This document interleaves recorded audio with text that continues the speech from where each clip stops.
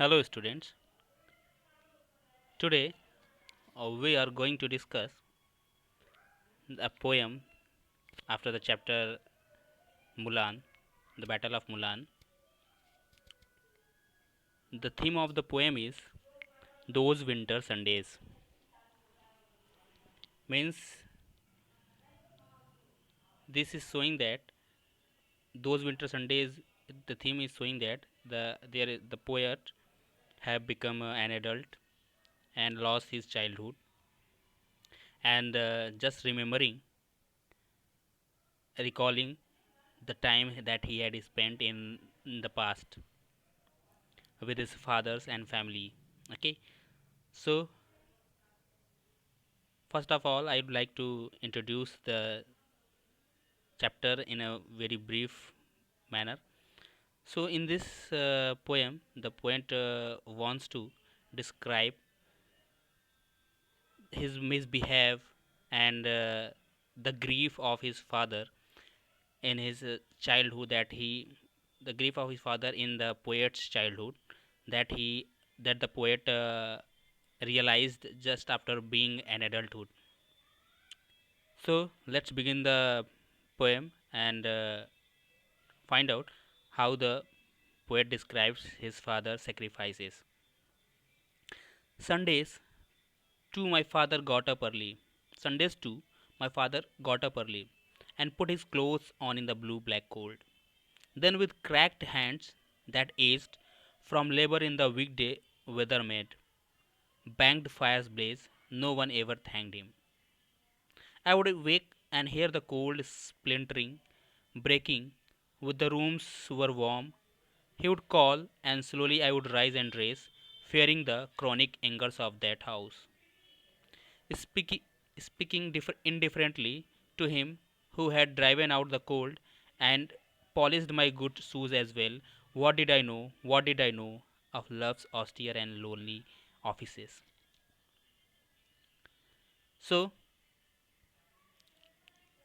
in the first stanza, the poet wants to say that Sundays too my father got up early. कह रहा है कि जो मेरे इसमें अपने फादर्स के सेक्रीफाइसेस को बता रहा है कि कैसे उसके फादर फैमिली के लिए सेक्रीफाइस करते थे, बट फिर भी इन सब अपनी ड्यूटीज़ को करने के बावजूद वो लोगों का गुस्सा, फैमिली वालों का गुस्सा, मतलब मेरा गुस्सा, सब कुछ वो बर्दाश्त करते थे और कोई उनको रिस्पेक्ट नहीं देता था. So Sundays to my father got up early. Sundays को भी मेरे पिता सुबह जल्दी उठ जाया करते थे and put his clothes on in the blue black cold.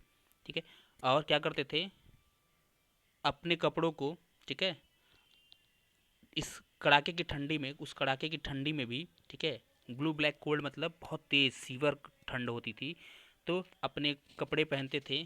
ठीक है, देन विद क्रैक्ड हैंड्स, और कांपते हुए, ठीक है, कांपते हुए हाथों के साथ, दैट एज्ड, जो कि दर्द करती थी दिन भर काम करने के बाद, from labour in the weekday. ठीक है, पूरे हफ्ते भर काम करने के बाद, मतलब वो बाहर जाते थे, काम करते थे, फैमिली के लिए पैसा कमाते थे. ठीक है, तो हफ्ते भर के काम के बावजूद वो संडे को सुबह उठते थे दर्द भरी. ठीक है, हाथों की, जो आप कभी कभी देखते हो कि आपके हाथ, जब आप काफ़ी ज़्यादा वर्क किए रहते हो तो आप हाथ चटकते हैं, हड्डियाँ जैसे नहीं, उंगली जब फोड़ना जिसको आप बोलते हो, तो अलग अलग से तरीके से हड्डियाँ चटकती हैं, तो उन चटकती हुई हड्डियों के साथ और दर्द के साथ वो उठते थे ठंडी में भी, और कपड़े पहनते थे.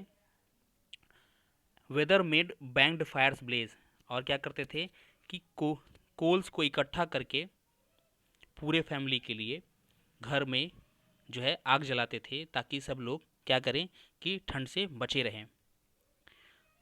मतलब अपने ठंड से कांपते हुए घर में, फर्नेस में कोल को इकट्ठा करके उसमें आग लगा जलाते थे. ठीक है, और घर को गर्म रखते थे मेरे लिए, फैमिली के लिए. But no one ever thanked him, लेकिन कभी भी किसी ने उन्हें कभी थैंक नहीं कहा इस बात के लिए. सब लोग सोचते थे ये तो उनकी ड्यूटी है, वो कर रहे हैं बस. I would awake and hear the cold splintering breaking when the rooms were warm. I would wake and hear the cold splintering. मैं उठता एंड हेयर द कोल्ड स्प्लिंटरिंग, और बर्फ़ की जो स्प्लिंटरिंग, बर्फ़ के गिरने की जो आवाज़ होती थी, just look at the meaning, breaking into small pieces. हाँ, सिमिलरली कोल्ड स्प्लिंटरिंग जो ठंड की होती थी, जो धीरे धीरे गर्माहट की वजह से, जो मतलब पिताजी मेरे जो कोल जलाते थे जिसकी वजह से गर्माहट होते, तो टुकड़े टुकड़े में धीरे धीरे वो ख़त्म होती थी, ब्रेकिंग ख़त्म होती थी, मतलब ब्रेकिंग टूटती थी, मतलब रूम का टेम्परेचर थोड़ा हाई होता था घर का, ठीक है। When the rooms were warm, और जब मैं वहाँ मतलब जब पूरा घर गर्म हो जाता था तो मेरी नींद खुलती थी।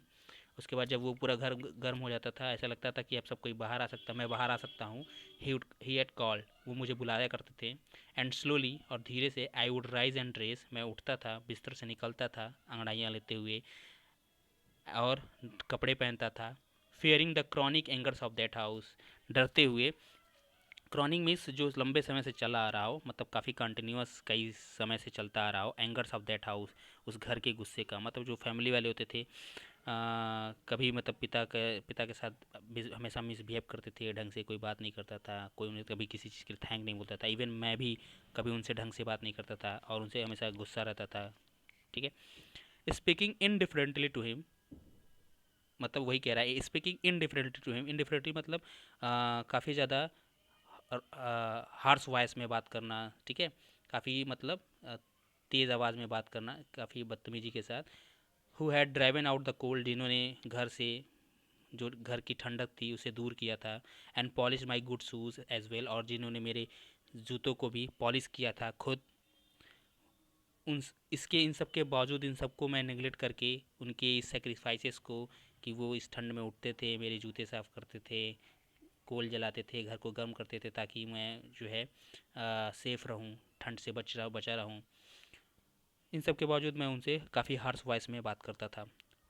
सो एट द लास्ट, जब पोएट को जब बड़ा हो जाता है, उसे इन सारी चीज़ों का रियलाइज़ करता है वो, उसे काफ़ी दुख होता है इस चीज़ का कि उसने अपने फादर की कभी रिस्पेक्ट नहीं दिया, और ये सारी चीज़ें उसके, अब उनके सेक्रीफाइसेस का कभी उनको थैंक नहीं बोला, उनके सेक्रीफाइसेस के लिए। तो इन सारी चीज़ों को जब याद करता है तो उसे काफ़ी तकलीफ होती है। तो कहता है, what did I know of love's austere and lonely offices, जो कुछ भी मैं जानता था, जो कुछ भी, ऑफ लव्स आस्टियर, जो कि क्या था, कि जो उनका स्नेह था, जो प्यार था, अपने सारे सुखों को खो करके, और एंड वो लोनली ऑफिसेस, और क्या कर, लोनली ऑफिसेस वगैरह मतलब वो जो केवल अपनी ड्यूटी करते रहते थे हर समय अकेले, ठीक है। लोनली ऑफिस मतलब ड्यूटी करना, जो उनकी रिस्पॉन्सिबिलिटीज़ थी, उन रिस्पॉन्सिबिलिटीज़ को वो हमेशा जो है क्या करते थे, मतलब फुलफ़िल करते थे, जो भी होता था, जो भी उनका काम था उसको दिल लगा करके काम करते थे, और हमारे लिए करते थे, फैमिली के लिए करते थे।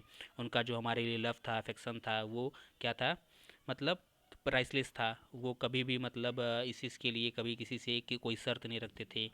शर्त मतलब जो होता है कि शर्तहीन होकर के किसी के लिए कोई काम करना, तो एकदम उसी तरह वो मेरे से प्यार करते थे, अफेक्शन था रखते थे, और मेरे लिए काम करते थे। बट मैंने कभी भी उनके लिए रिस्पेक्ट नहीं रखा। इस चीज़ के लिए जब वो बड़ा होता है, पोएट जो बड़ा होते हैं, रॉबर्ट हैडेन, तो इस चीज़ के लिए बहुत पछतावा होता है, रिग्रेट करते हैं, ठीक है। सो आई होप आप अपने फादर्स को रिस्पेक्ट देंगे, उनके काम के लिए जो आपके लिए करते हैं, ठीक है। सो आप हमेशा अपने फादर्स को रिस्पेक्ट दीजिए, कभी भी उनसे तेज़ आवाज़ में मत बात करिए, ठीक है।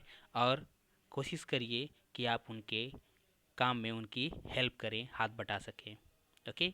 सो विद दिस होप कि आप ये करेंगे। तब तक के लिए thank you, bye bye, take care.